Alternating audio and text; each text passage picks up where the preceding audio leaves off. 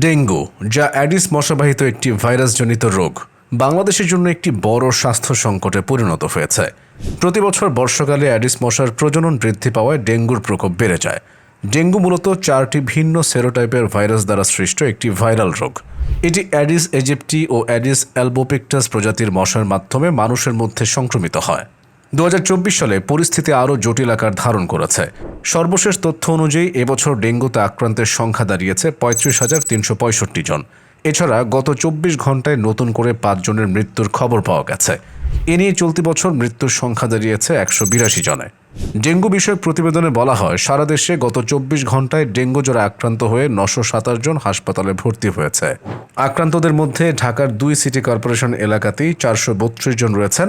এছাড়া ঢাকা বিভাগে 173 জন, বরিশালে 102 জন, চট্টগ্রাম বিভাগে 49 জন, খুলনায় 76 জন, ময়মনসিংহে 38 জন এবং রাজশাহীতে 18 জন রয়েছেন।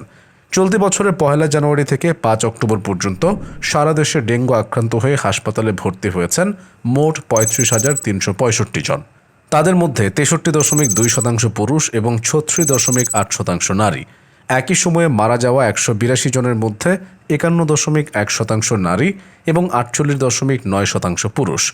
প্রতি বছর বর্ষাকালে ডেঙ্গুর প্রকোপ দেখা দেয়। 2023 সালের জুন মাস থেকে ডেঙ্গু পরিস্থিতি ভয়াবহ আকার ধারণ করে।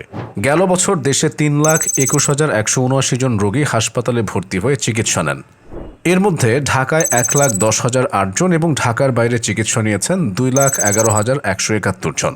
আক্রান্তদের মধ্যে হাসপাতাল থেকে সুস্থ হয়ে বাড়ি ফেরেন 3,18,749 জন। গত বছর 1,705 জন মশাবাহিত এই রোগে মারা গেছেন, যা দেশের ইতিহাসে এক বছরের সর্বোচ্চ মৃত্যু। এর আগে 2019 সালে দেশব্যাপী ডেঙ্গুতে আক্রান্ত হয়েছিলেন 1,01,354 জন।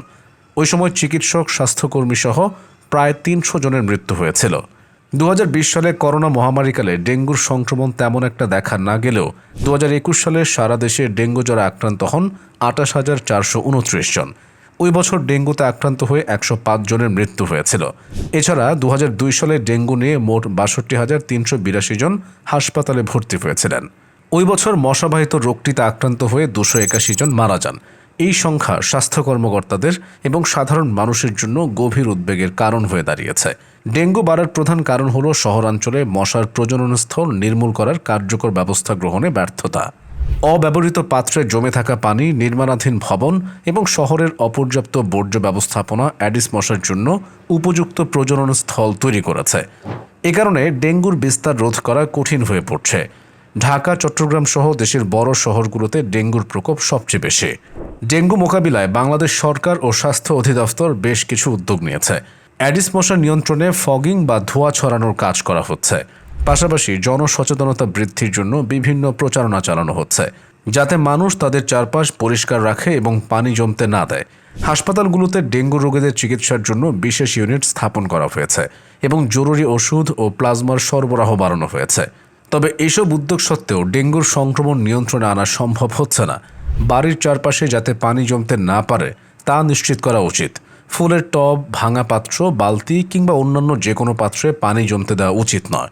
এছাড়া মশারি ব্যবহার করা, শরীর পুরো ঢেকে রাখে এমন পোশাক পরা এবং মশা তাড়ানোর ক্রিম ব্যবহার করা উচিত।